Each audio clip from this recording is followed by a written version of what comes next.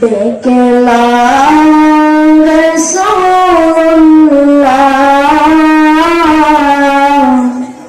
রওজা পাকের কিনারে,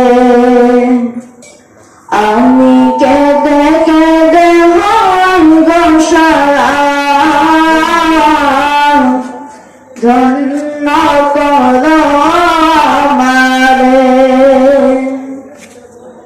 দুই সাথীকে পাশে নিয়ে